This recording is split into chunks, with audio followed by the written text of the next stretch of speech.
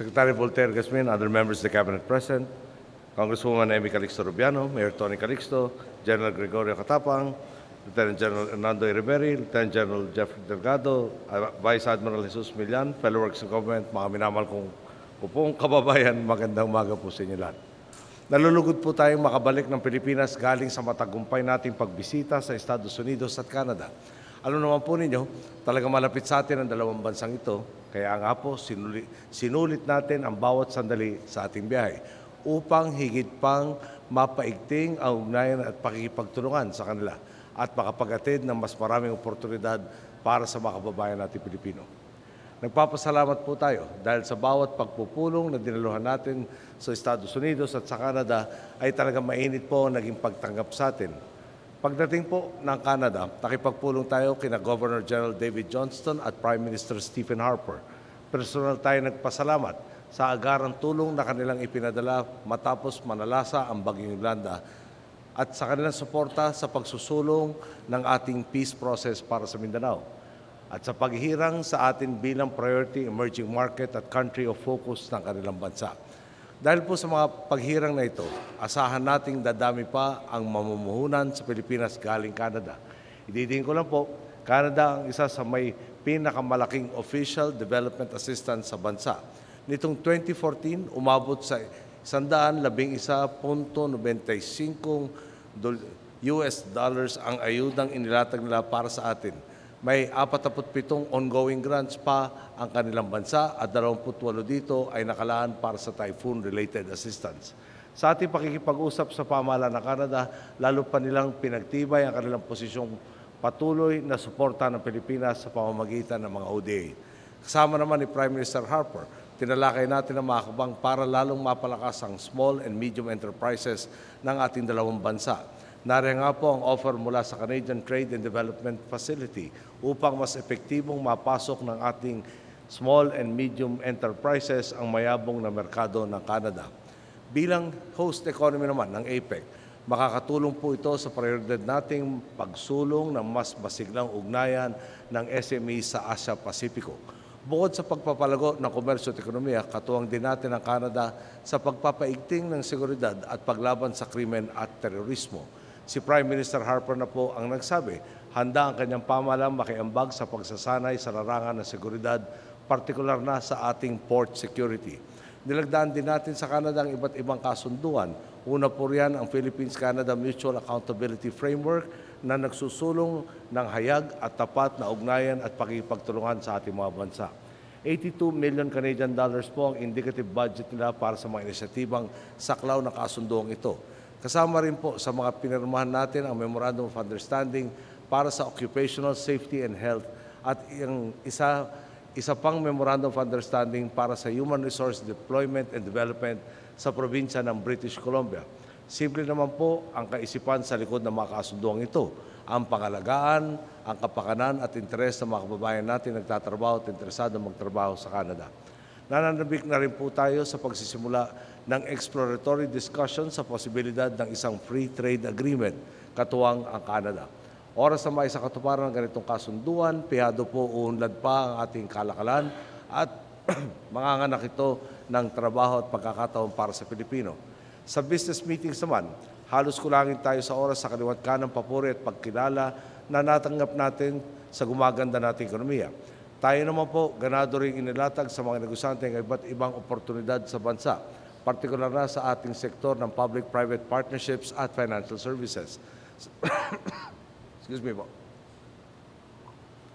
Sa Chicago, humarap tayo sa mga negosyanteng kasapi sa US Chamber of Commerce, US ASEAN Business Council at National Center for APEC. At ang ilang nga po sa kanila, nagpahiwatig ng pagnanais na magpalawig na operasyon sa ating bansa.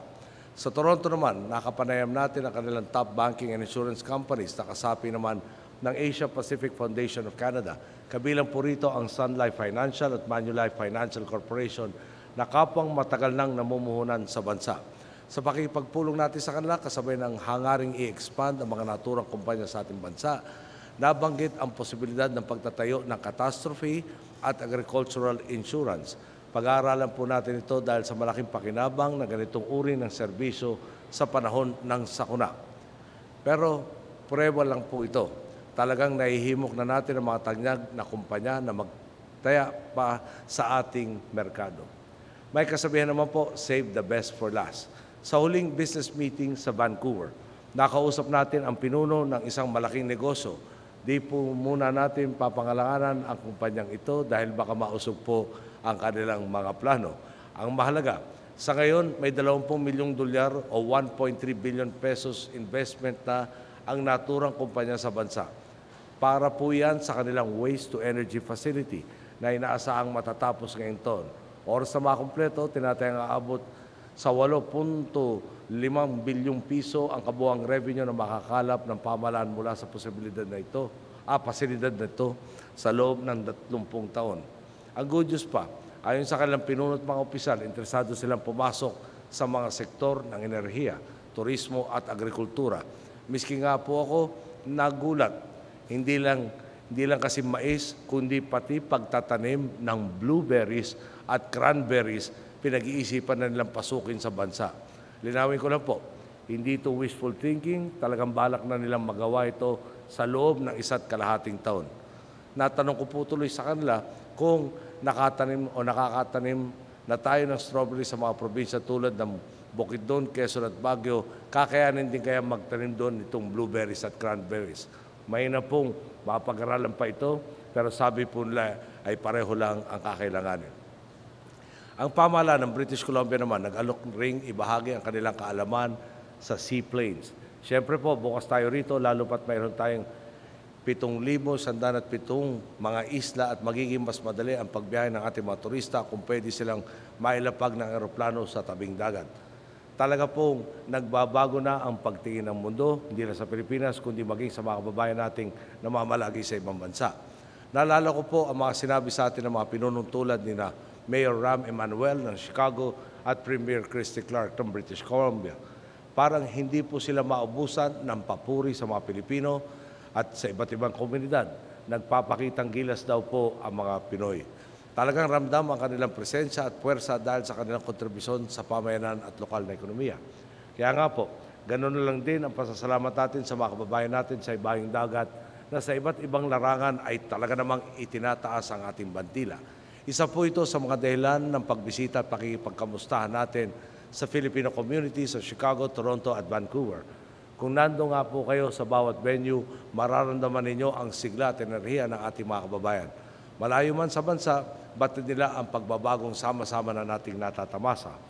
Kasabay nito, ipinaramdam naman nila ang kanilang suporta at kahandaang makiambag pa, lalo sa ating agenda ng reforma. Sa kabila nito, inihayag din natin sa ating mga boss, hindi pa tayo kontento sa mga nakakamit natin ngayon. Tuloy ang pagkayod ng inyong gobyerno. Tuloy ang pagpapalawak ng oportunidad sa pag-asenso sa ating bansa, pati na ang paghahanda sa kinabukasan. Nang sa gayon, hindi na maging sapilitan kanino man ang pangingibang bayan. Kahit naman po nasa ibayong dagat tayo, todo bantay pa rin tayo sa mga pangyayari sa Pilipinas. Halimbawa lang po, nito ang pagpasok ng Bagyong Dodong sa Philippine Area of Responsibility at maging ang pagsumpong ng Mount Bulusan. Bagaman alam nating inaasikaso ng mga nakatalaga nating ahensya, mga kababayan natin, di po tayo magiging kampante. Bago tayo makapagpahinga itong araw na ito, humihingi tayo ng direktang updates at binabantayan ang sitwasyon. Ito naman pong biyahe natin, itinurong nating puhunan para sa kinabukasan ng Pilipino. Kasabay ng pag-uwi ng mga napitas natin positibong bunga ngayon, nakakapagpunla rin tayo ng mga binhing pihadong aanihin pa ng sambayaran sa mga darating na panahon. Masasabi po natin ngayon, sa 5 araw natin pagliban ng bansa, inabot man tayo ng mahigit 37 oras sa himpapawid at tinatayang 83 oras sa lupa, ilang time zones man ang kinailangan nating tawirin. Talaga namang sulit na sulit ang pagod, puyat at tagtag sa biyaheng kaakibat ng paglabas na ito sa ating bansa. Madaling araw man tayong nakalapag ngayon sa sariling bayan, ito naman po ang inyong gobyerno, gising na gising at buhay na buhay pa rin nagsasabing, Boss, saan man panig ng daigdig, talaga nakikita na natin at ang buong mundo, narito na ang mga Pilipinong taas noo at handang pangawakan ang bawat pagkakataon para makapit ang Filipino Dream. Isang patas, maunlad at hinahangangang Pilipinas. Maraming salamat po. Magandang araw po sa inyo lahat.